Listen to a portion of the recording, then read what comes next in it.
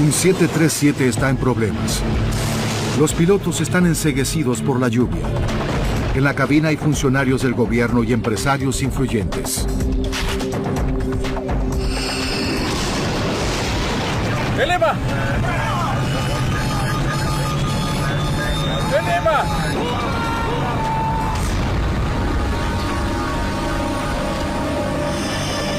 El accidente del IFO-21 conmociona al mundo. ¿Fue una última acción de guerra lo que derribó al avión? La Casa Blanca pide respuestas. Este no era un vuelo común, sino un avión militar que transportaba políticos estadounidenses.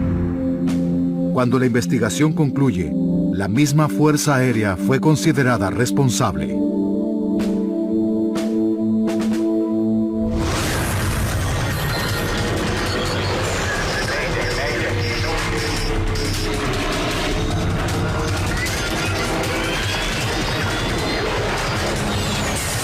Mayday, catástrofes aéreas. Esta es una historia verdadera basada en informes oficiales y relatos de testigos.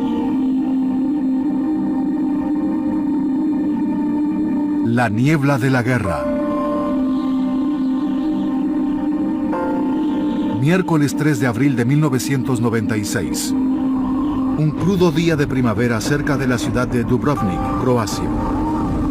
La lluvia inunda la pista de aterrizaje del aeropuerto de la ciudad. Un pequeño grupo de diplomáticos se apresura en la tormenta tratando de no mojarse. Son parte de una delegación que recién aterrizó. Entre ellos se encuentran el primer ministro croata y el embajador estadounidense para la región, Peter Galbraith. El vuelo a Dubrovnik fue aterrorizante. No podíamos ver nada. En aquel momento, hacía casi 3 años que era embajador de Croacia e hice mucha diplomacia de enlace. Y seguro fue una de las más incómodas. Las condiciones climáticas que convirtieron al aterrizaje de Galbraith en algo tan malo no ceden. En realidad se cancelaron todos los vuelos comerciales hacia Dubrovnik, pero el embajador y los demás no están esperando un vuelo comercial. Están aquí para recibir el IFO-21, un avión de la Fuerza Aérea estadounidense en una misión delicada. El avión es un 737 especialmente diseñado. La Fuerza Aérea tiene una pequeña flota de estos aviones para transportar a los invitados de alto perfil alrededor del mundo. La cabina tiene todo lo necesario para hacer negocios y política a 10.000 metros de altura en el cielo. Hoy la cabina está repleta de lo que los militares llaman VD, visitantes distinguidos. Este grupo está encabezado por el secretario de Comercio de Estados Unidos, Ron Brown. Ron Brown era una persona muy capaz. Tenía información confidencial en Washington y tenía todas las habilidades necesarias para eso. Brown es una estrella en el Partido Democrático. Haré todo lo que deba hacer. Tenía un importante rol en la elección de Bill Clinton como presidente. Durante el gobierno de Clinton, Brown fue nombrado como primer secretario de Comercio afroamericano en la historia del país. Las empresas de Estados Unidos que están aquí hoy están ansiosas por entablar un diálogo con las empresas del gobierno y, lo que es más importante, por hacer negocios. Hoy esa tarea llevó a Brown a una de las zonas más problemáticas en el mundo.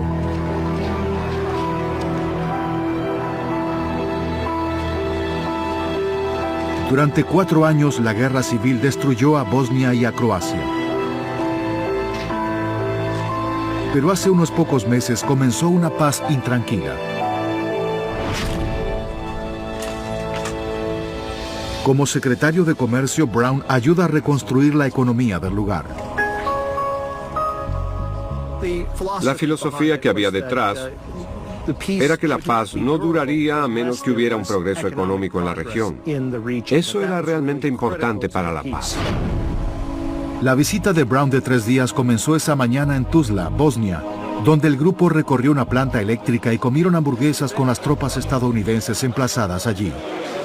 Yo mismo pertenecía al ejército y sé lo que significa estar lejos del hogar. Por eso pensamos en traerles un trozo de su hogar. El último punto de la recorrida de hoy es la antigua ciudad costera de Dubrovnik. Antes de la guerra era una parte importante de la industria turística del país. Fue mi idea que Ron Brown fuera a Dubrovnik. Los croatas estaban ansiosos porque les dijeran que Dubrovnik aún estaba de pie y que era un destino turístico. Por eso pensé que sería muy útil que Ron Brown y la delegación fueran allí. Pero durante este día húmedo, Dubrovnik no está en su mejor condición, ni siquiera visible. La niebla oprime desde el cielo y oscurece la ciudad y la hermosa costa del Adriático. Al norte de Dubrovnik vuela el IFO-21. Su piloto es el capitán Ashley J. Davis. Sus colegas lo llaman AJ.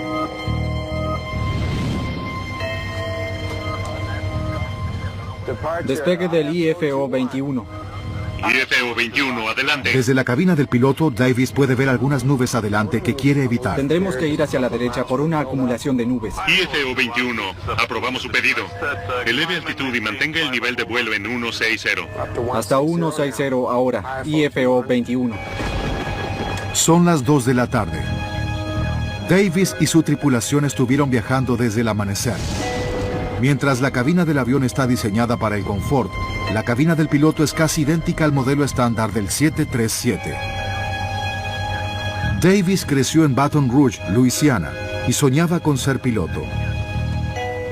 Pudo lograrlo y estuvo en el frente de los esfuerzos militares norteamericanos.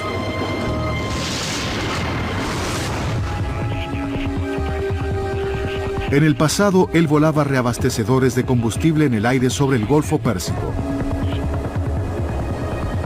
Pero ahora transporta como piloto a diplomáticos y otros funcionarios de todo el mundo. Eso significa viajar mucho y pasar mucho tiempo lejos de su esposa y sus 2 hijos en Ramstein, una base estadounidense en Alemania. Según los rangos de la Fuerza Aérea, Shelley Kelly es ingeniera de vuelo. Hoy sobre el IFO-21 su principal tarea es asegurarse de que los pasajeros tengan todo lo que necesitan.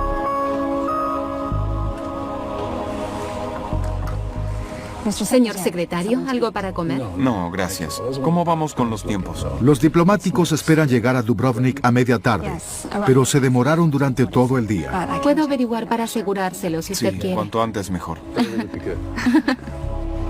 Cuando el avión se acerca a Dubrovnik, Davis llama al Servicio Meteorológico de la Fuerza Aérea de Estados Unidos para que le actualicen los datos.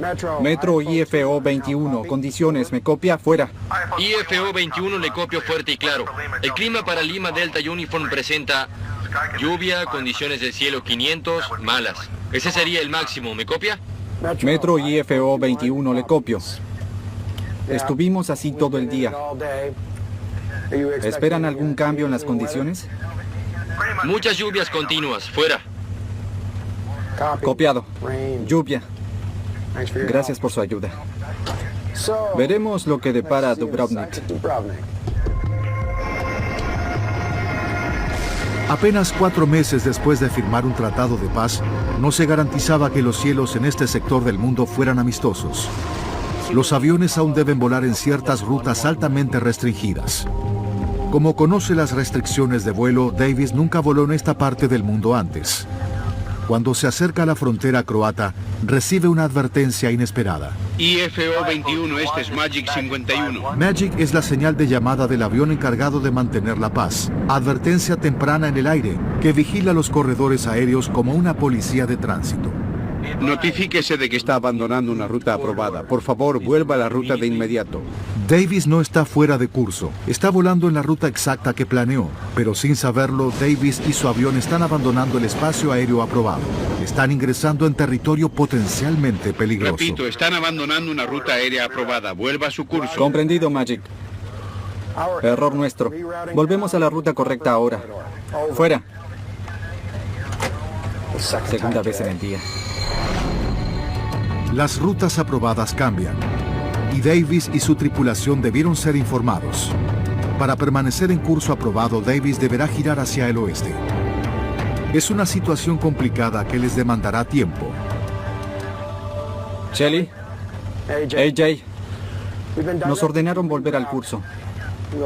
Llegaremos unos 15 minutos más tarde a Dubrovnik. Mis disculpas a todos allí.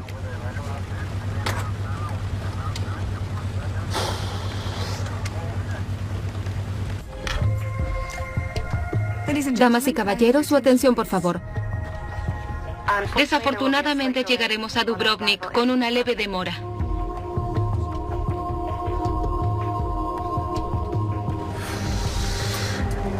A los BD no les gustará, pero el clima nos retrasará aún más. Fuera del avión, la tupida lluvia continúa azotando. En vuelo hacia un aeropuerto que no le es familiar y con la cabina repleta de empresarios y diplomáticos, Davis tiene una difícil tarea por delante. Lo que sucederá con este avión y sus pasajeros en las próximas horas captarán la atención del mundo.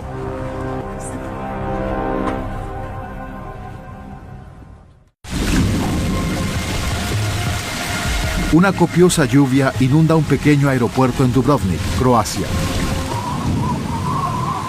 El clima es tan malo hoy que los vuelos comerciales fueron cancelados.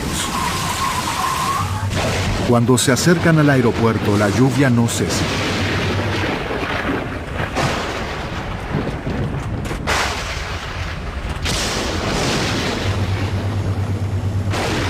Pero la tripulación debe abordar un problema mayor que el mal clima. La reciente guerra civil dejó secuelas importantes en el aeropuerto de Dubrovnik. Estuvo cerrado durante varios años y está esperando un nuevo sistema de aterrizaje. El aeropuerto fue totalmente destrozado por los serbios, quienes lo tomaron durante la guerra del 91. Realmente se descontrolaron y destruyeron todo. Destruyeron el sistema de aterrizaje instrumental. El nuevo estaba en camino.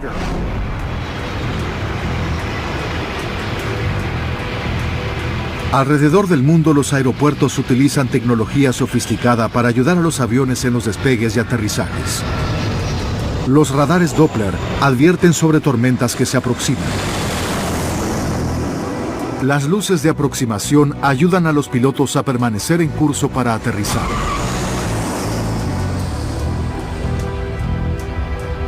El desolado aeropuerto de Dubrovnik no tiene nada de eso. Ni siquiera tiene un radar para ver a los aviones que ingresan para el aterrizaje. En cambio, el aeropuerto utiliza las llamadas señales luminosas no direccionales que guían a los aviones hacia la pista de aterrizaje. En el mundo de la aviación es una tecnología antigua. Hay muchas señales luminosas que se utilizan en Estados Unidos y en todo el mundo, pero son una ayuda de navegación más antigua y en realidad están desapareciendo de circulación. El sistema en Dubrovnik tiene dos señales luminosas en tierra que emiten señales al avión. Cuando la tripulación recibe las señales, consultan sus patrones y siguen el curso que los lleva al aeropuerto. La tripulación del IFO-21 aún espera escuchar la primera señal cuando reciben una llamada de tierra. 9ACRO a IFO-21. IFO-21, le copio, 9ACRO, cambio. Otro avión que llevaba al embajador Galbraith aterrizó más temprano en Dubrovnik. El piloto de ese avión tiene mucha experiencia y está muy familiarizado con la zona. Quiere que la tripulación sepa lo que puede suceder. IFO-21, aterrizamos hace una hora. El clima está desfavorable. Sugerimos desviarse a Split, si es que deben hacer una aproximación fallida. Cambio. Comprendido, 9ACRO. Le copiamos. Fuera. La noticia del desvío no sería muy bienvenida entre los miembros de la delegación comercial. Las presiones por tener que llegar a tiempo para que los pasajeros asistan a conferencias programadas y otras actividades eran muchas. Mientras Davis se acerca al aeropuerto, la torre de Dubrovnik llama otra vez. IFO-21, informe el nivel. IFO-21. 5000. IFO-21 comprendido. Desciende a 4000. Informe Kilo Lima Papa. Descenso a 4000. IFO-21. Tendrá que guardarlo. ¿Cinturón? Señor, gracias. Sobrevolando la tormenta, la tripulación finalmente escucha la señal de radio desde el primer faro. Allí está, en Kilo Lima Papa, estamos saliendo a 119 grados. 119 confirmado.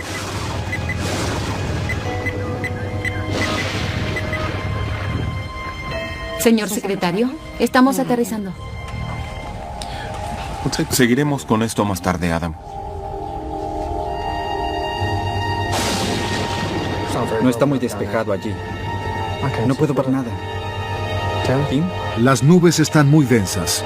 La tripulación no puede ver el suelo. Deben confiar en sus instrumentos mientras descienden a través de la tormenta. IFO 21. Señor, estamos dentro del localizador. Ingresando. IFO 21 comprendido. Autorizado Para aterrizar con los faros. La pista está húmeda. IFO 21.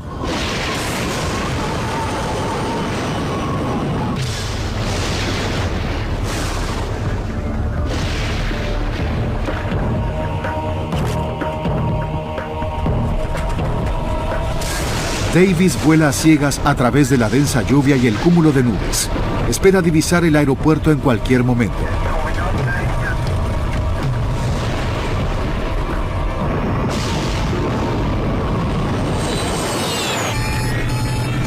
¡Eleva, eleva, eleva! ¡Eleva!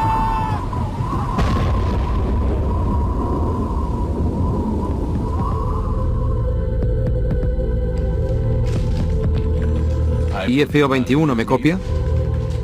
Justo antes de las 3 de la tarde, la torre de Dubrovnik pierde todo contacto con el IFO 21.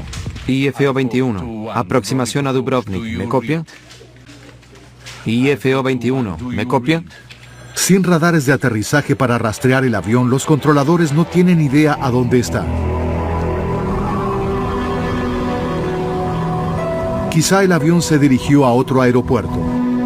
IFO 21, ¿me copia? Pero los minutos pasan y no hay noticias del avión norteamericano. Los controladores no tienen posibilidades. Inicio de los procedimientos de emergencia. Cerca del fin de nuestro turno, escuchamos sobre la posibilidad de un avión perdido. No sabíamos quién estaba en el avión. No teníamos detalles sobre el vuelo. Para situaciones como esta hay un procedimiento y esperamos recibir más información. Peter Galbraith está esperando en el aeropuerto con el primer ministro de Croacia.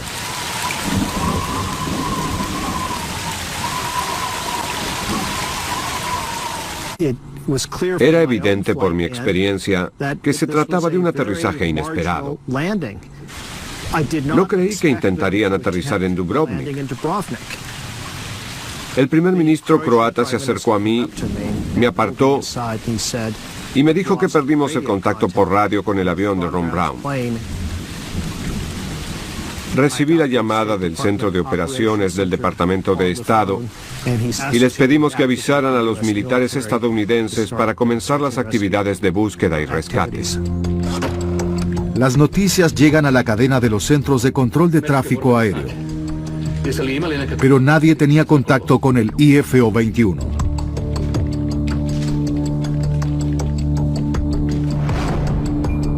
El esfuerzo de búsqueda y rescate se centra en las proximidades del aeropuerto. Quizás el avión se hundió en el Adriático. En el momento en que estaba a unos 160 kilómetros, estaba en Brindisi, Italia. Lanzamos 2 de nuestros helicópteros MA-53 con personal de tácticas especiales de la Fuerza Aérea a bordo y se dirigían a Dubrovnik. Durante horas no hay señales del avión perdido. Las condiciones climáticas empeoran. La niebla se intensificaba. Había tormentas en la zona. La visibilidad era baja. IFO 21, aproximación a Dubrovnik, ¿me copia? IFO 21 tiene un indicador de la posición de accidente o CPI en inglés. IFO 21, ¿me copia? Si el avión cayó, este indicador debería enviar una señal de alta frecuencia. Pero el aeropuerto de Dubrovnik no tiene el equipo para recibir la señal, así como tampoco tiene radares. IFO 21, aproximación a Dubrovnik, ¿me copia? IFO 21 me copia. IFO 21 me copia. Las horas pasan. La escasa visibilidad frustra a los rescatistas. Llegaron a la costa. Estaban en el agua buscando señales de un accidente.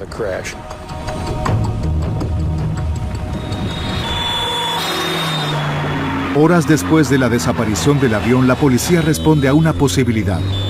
Una persona del lugar vio algo sobre la colina encima de su casa. Está lejos de la costa donde se concentra la búsqueda.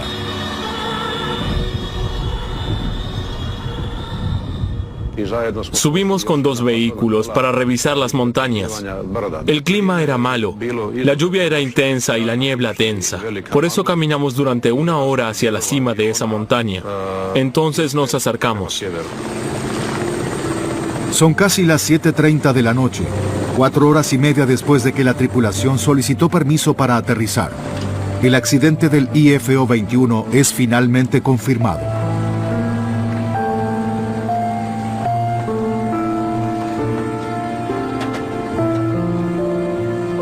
Las noticias corren de Dubrovnik a Norteamérica. Llegó la policía croata al lugar del accidente y me enteré de que había un médico croata en la escena. La sección de la cola era la única parte importante del IFO 21 que quedaba. Había restos y cuerpos esparcidos por toda la montaña. Fueron momentos muy difíciles. Caminábamos sobre las rocas sin saber si íbamos a pisar el cuerpo de alguien. Son momentos que no puedes olvidar.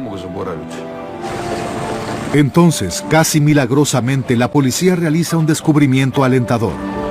Dentro de la sección de la cola encuentran a una sobreviviente. Es la ingeniero de vuelo Shelley Kelly. Cuando llegamos a la sección posterior, un policía ingresó y encontró el cuerpo de un auxiliar de vuelo e intentó ayudar. Eso era lo que queríamos. Queríamos ayudar. Queríamos salvar cada vida y teníamos la posibilidad de salvarla a ella. Contábamos con eso. En la oscuridad, se dan cuenta de que Kelly necesita atención médica de inmediato para poder sobrevivir. Cuando me di cuenta de que no había nadie para ayudar, llamé por radio a la estación central de policía en Dubrovnik y les di la ubicación del lugar del accidente. El lugar estaba completamente a oscuras.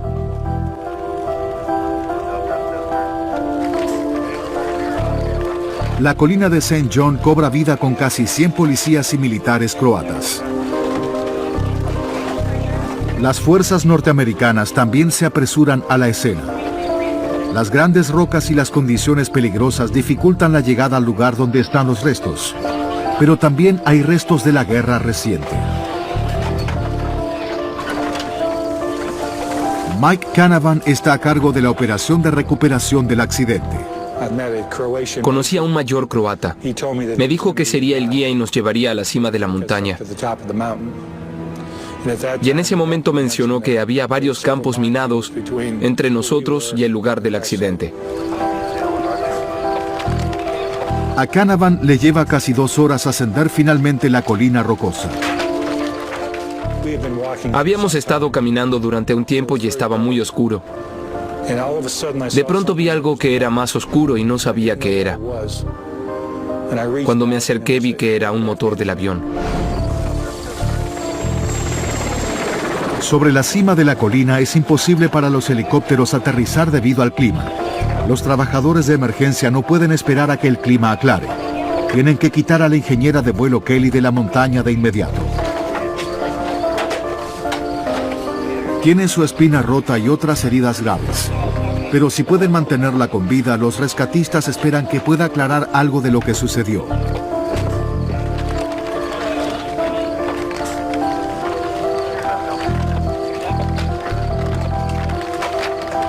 Con Kelly fuera de la montaña, continúa la búsqueda de otros sobrevivientes.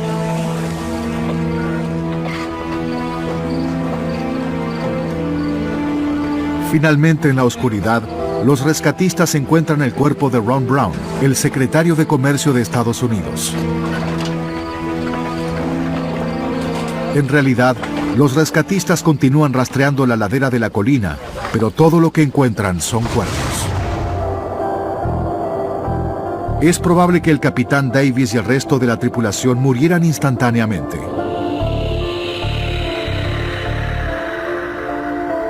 Todos los otros miembros de la delegación comercial también murieron.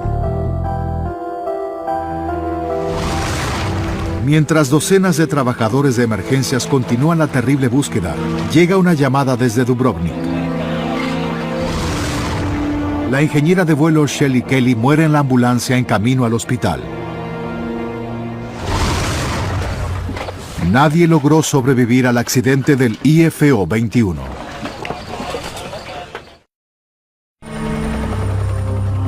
Al amanecer, el clima mejoró. Peter Galbraith observa por primera vez el lugar del accidente.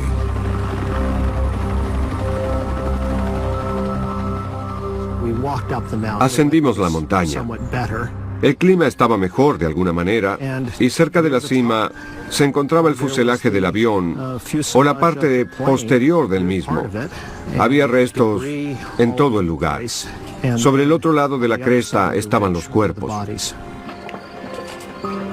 No hay nada en el mundo que se compare con un accidente de aviación. Lo que hicieron mis compañeros en la montaña y después abajo en Dubrovnik lo hicieron con dignidad y respeto. Creo que lo hicieron excelentemente bien.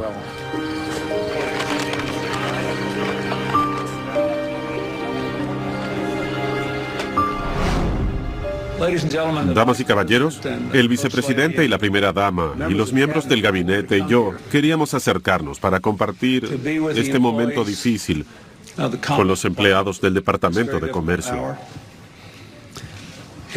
Hillary y yo venimos de visitar el hogar de Ron Brown. Fuimos con Alma y Michael y sus familiares y amigos que están allí. Cuando se conoce la verdad, comienzan las preguntas difíciles. ¿Cómo pudo tener ese accidente un 737 de la Fuerza Aérea especialmente rediseñado? ¿Fue solo por el mal clima o en esta parte del mundo azotada por la guerra, la causa fue otra?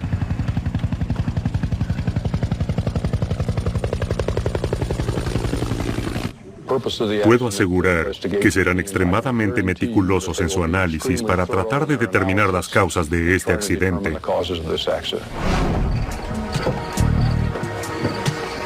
Debido a la naturaleza de alto perfil de los pasajeros, los rumores comenzaron a expandirse de inmediato. Howard Swansea es uno de los expertos asignados al equipo de investigación. En cada accidente siempre hay especulaciones. En este caso en particular, había un oficial de alto rango del gobierno de Estados Unidos. Por eso, cuando llegamos al lugar del accidente, había algunos medios allí. Había fragmentos, trozos del avión a kilómetros alrededor de los restos. Por eso, mi idea era obtener la mayor cantidad de información y artefactos y pruebas físicas. Desde el comienzo, el equipo de investigación está en desventaja. Descubren que no hay una grabación de voz de la cabina del piloto ni ningún registro del vuelo sobre el avión. Lo que es común en un avión de pasajeros no es requisito en la Fuerza Aérea.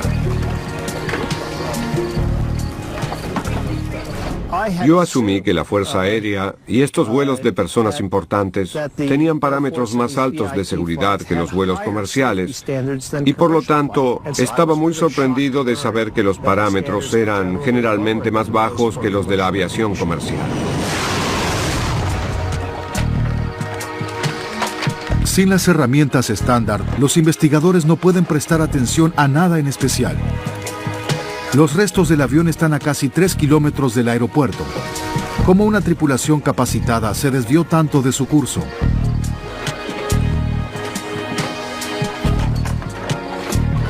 Mientras Swansea examina los restos, contratan a Nelson Sponheimer para que observe las demás pruebas.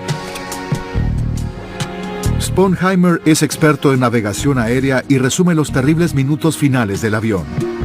Para rastrear los últimos momentos del vuelo, recurre al cielo y al avión radar de la Fuerza Aérea de Estados Unidos que patrullaba la región. IFO 21 aquí Magic 51, notifíquese de que están dejando una ruta aprobada. Por favor, vuelva a su curso de inmediato. Regresando al curso correcto ahora. Cambio. Además de apartarse del espacio aéreo aprobado, Sponheimer no encuentra nada extraño en el vuelo del avión, hasta el final. Los rastros del radar que me dieron eran de un avión AWACS y mostraron que las porciones en ruta del vuelo, unos 160 kilómetros antes del aeropuerto, fueron completamente normales. El último segmento del vuelo, sin embargo, comenzando a unos 20 kilómetros del aeropuerto, es diferente. En su acercamiento final, el avión comienza a desviarse de su curso. Comienzan a volar en línea recta y se dirige directo a las montañas. Mi análisis inicial de la trayectoria del vuelo muestra un error de unos 7 grados en el tramo final de su acercamiento. Un pequeño error al viajar a cientos de kilómetros por hora podría rápidamente llevar a un enorme problema. Pero, ¿por qué el avión se desvió de su curso al final del viaje, si durante el resto del vuelo no mostró problemas importantes de navegación? Incluso en condiciones meteorológicas malas, ¿por qué se perdió la tripulación? Sponheimer examina el equipo desactualizado de navegación del aeropuerto. Fue muy dañado durante la guerra reciente. Tal vez funcionó mal. Se utilizan 2 señales por separado de navegación para el aterrizaje en Dubrovnik. Una guía a los aviones a la pista, la otra les informa si se alejaron mucho. La primera está ubicada en la isla cercana de Kolosep. Transmite una señal específica en código Morse para que sea más fácilmente identificable. Cuando la escuchan, todos, Davis y la tripulación, deben dirigirse a un destino especificado en sus patrones de aterrizaje. Si lo hacen, finalmente deberían llegar al aeropuerto. La segunda señal está ubicada en el aeropuerto mismo. Es un dispositivo de seguridad. Si la tripulación escucha la señal antes de ver el aeropuerto, deben informar sobre la aproximación fallida y sobrevolar en círculo para intentar aterrizar otra vez. En realidad, el avión que trajo a Galbraith a Dubrovnik, minutos antes que el IFO 21, logró aterrizar en su segundo intento. IFO 21, le copio 9 ACRO, cambio. Sugiero desviar a Split si se trata de una aproximación fallida, cambio. Comprendido 9 ACRO, le copiamos, fuera. Pero después de estudiar el equipo, Sponheimer no cree que haya jugado algún papel en el accidente. Las 2 señales no direccionales funcionaron normalmente en pruebas de vuelo pocos días después del accidente. Hay rumores extraños de una teoría aún más siniestra. Quizá Davis estaba siguiendo una señal señuelo, colocada en las montañas a propósito. En una región problemática, ¿fue un ataque a una misión comercial?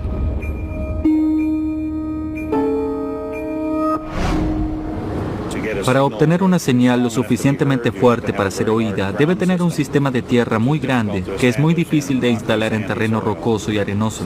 Sería muy oneroso y consumiría mucho tiempo instalar un NDB en las montañas. Un plan tan elaborado sería imposible de llevar a cabo. Nunca se encontró evidencia alguna de un señuelo. La investigación continúa.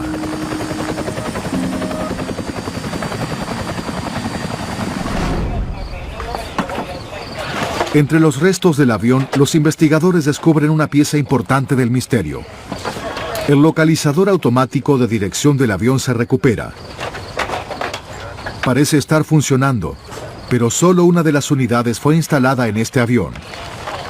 Para realizar un aterrizaje adecuado en Dubrovnik, un avión necesita 2 de estos localizadores.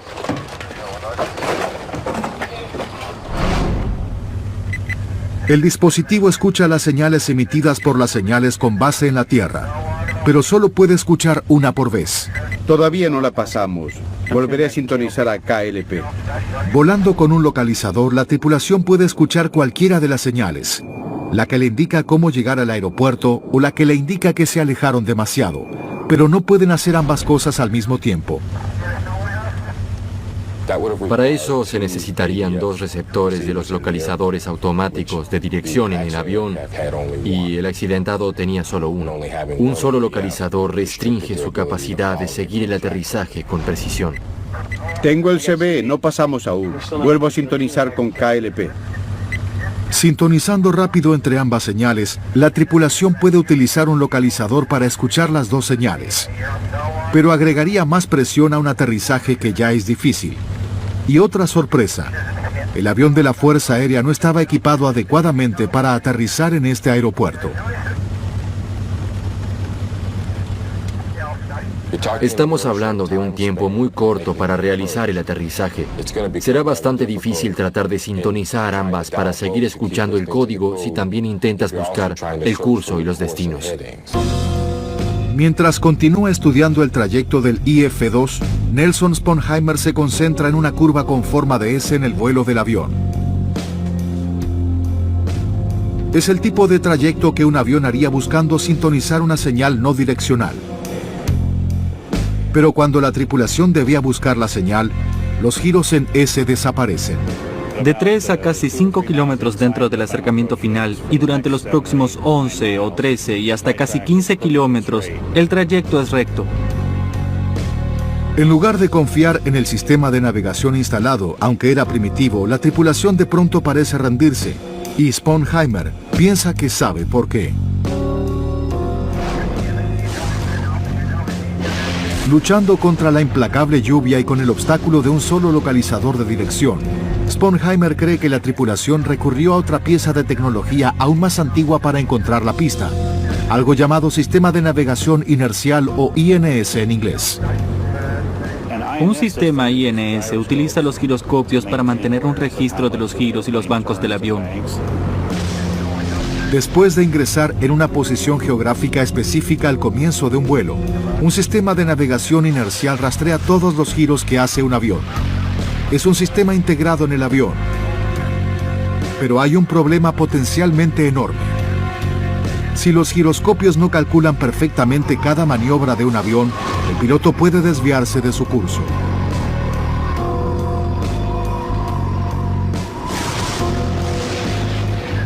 No está muy despejado allí. No puedo ver nada. ¿Sí?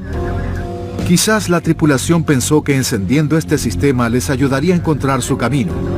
Pero en este caso, tal vez desvió al avión peligrosamente de su curso. El desvío del INS creo que fue en este caso la razón principal de que el avión terminara en el lugar donde estaba.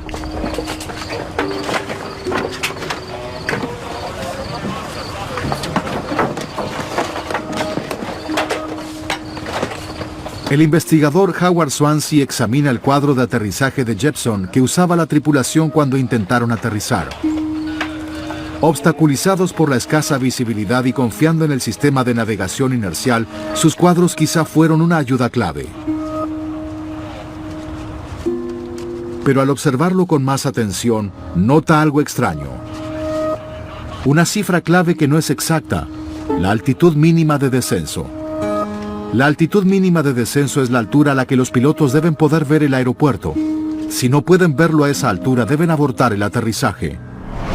Cada país tiene la responsabilidad de desarrollar estos procedimientos y después publicar la información para que otras líneas aéreas extranjeras y sus propias tripulaciones puedan volar con esos procedimientos de aterrizaje. Swansea descubre que la altitud mínima de descenso en el cuadro no cumple con los estándares de la aviación norteamericana. Considerando el terreno montañoso, debió superar los 840 metros de altura, pero el cuadro que utilizaba la tripulación decía que solo superaba los 630 metros. Eso significa que la tripulación volaba casi 210 metros más bajo que lo que se consideraba seguro sin tener que abortar el aterrizaje. Combinado con los demás problemas que la tripulación debió enfrentar, el cuadro no estándar selló su destino. Luchando por encontrar el aeropuerto, haciendo un gran esfuerzo por ver a través de las nubes, considerando que aún estaban seguros sobre las montañas. ¡Eleva! ¡Eleva! ¡Eleva!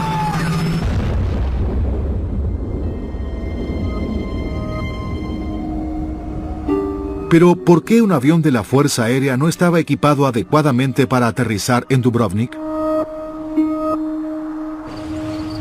¿Y por qué la tripulación no tenía los cuadros de aterrizaje correctos que harían más seguros un vuelo difícil?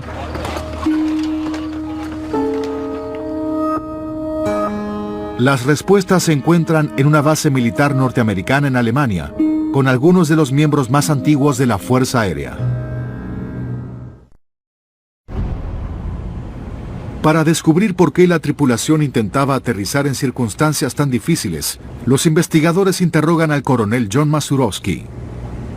Es el comandante del grupo de operaciones para la terminal de puente aéreo a cargo del vuelo. Su tarea es proveer transporte para un creciente número de visitantes distinguidos. Pero en estos tiempos los presupuestos son muy ajustados. Ordenaron a Masurovsky que haga más con menos. Ahora quisiera hablar sobre el tema del aterrizaje de Jeppesen. Una de las mayores preocupaciones de los investigadores son los cuadros de aterrizaje de Jeppesen que utilizaba la tripulación. Los cuadros, realizados para la mayoría de los aeropuertos importantes, proveen a la tripulación una cantidad de información, incluyendo lo que deben hacer en caso de un acercamiento fallido. Pero Swansea ya descubrió que estos cuadros no estaban de acuerdo con los estándares norteamericanos.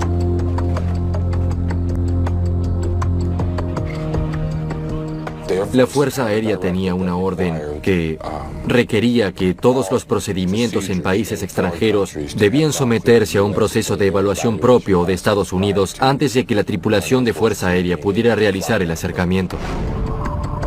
El aterrizaje en el aeropuerto de Dubrovnik no fue aprobado. El cuadro de aterrizajes de Jeppesen que existía para el aeropuerto no fue controlado.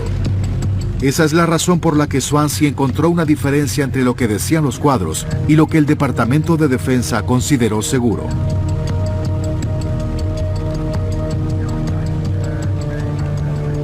Masurovsky creyó que restringir a los aviones a los aeropuertos aprobados limitaría severamente algunas de sus misiones. Lleva tiempo controlar todos los aeropuertos. Solicitó que renunciaran a algunos controles para algunos aeropuertos, incluyendo el de Dubrovnik. Esta renuncia al aterrizaje de Jeppesen, ¿qué lo llevó a iniciarla?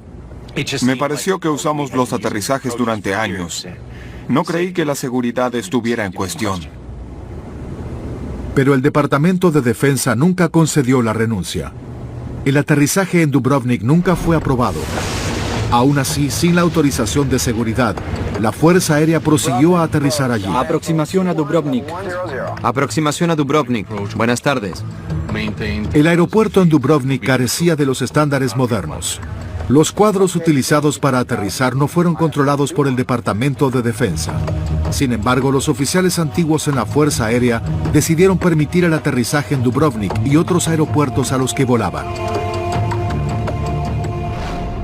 En realidad, ninguno de ellos fue aprobado en este marco temporal. No que yo sepa, señor. No.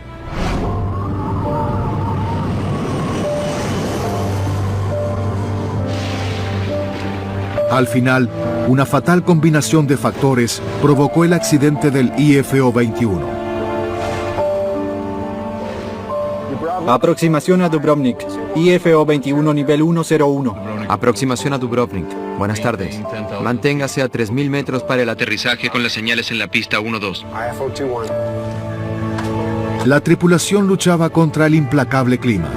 Aterrizaban en un aeropuerto que no les era familiar, disminuido por tecnología antigua. Los cuadros sin aprobación empeoraron mucho más la situación.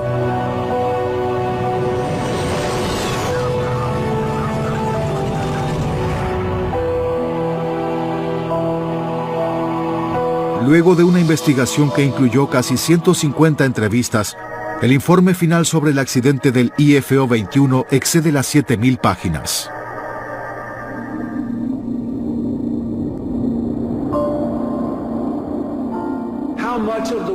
Fueron muchas las lágrimas derramadas en esta última semana, porque había muchas personas jóvenes y brillantes en ese avión, de diferentes sectores y grupos raciales. ¿Por qué? Porque Ron Brown pudo ver en ellos la promesa de un nuevo mañana.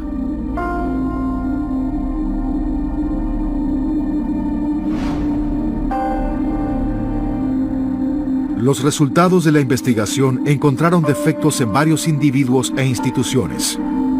El aeropuerto de Dubrovnik sobresalió por un procedimiento de aterrizaje con instrumental de diseño inadecuado. Hoy, los localizadores automáticos de dirección ya no son necesarios para aterrizar en Dubrovnik. El aeropuerto reemplazó su equipo de aterrizaje por un sistema de aterrizaje instrumental entregado en la época del accidente. Tengo el CV. El informe final dice que el capitán Davis y su tripulación de cabina son responsables de los errores en el vuelo. Y como una bala que atraviesa el corazón de las operaciones de la Fuerza Aérea, las figuras militares importantes reciben la culpa por una falla en las órdenes.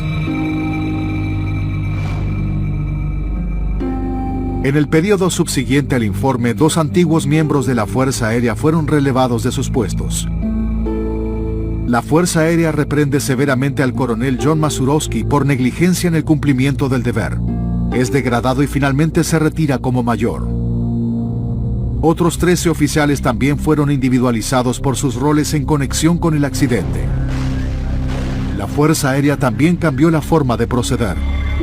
Se ordenó que todos los aviones militares llevaran registradores de información del vuelo y de las voces de la cabina del piloto. No se permite que ningún avión ingrese en un aeropuerto sin la aprobación del Departamento de Defensa, ni siquiera para diplomáticos de alta jerarquía. IFO 21. Señor, tenemos a la vista el localizador entrante. IFO 21 comprendido. Prepárese para el aterrizaje con señales. Pista 2-1. IFO 21.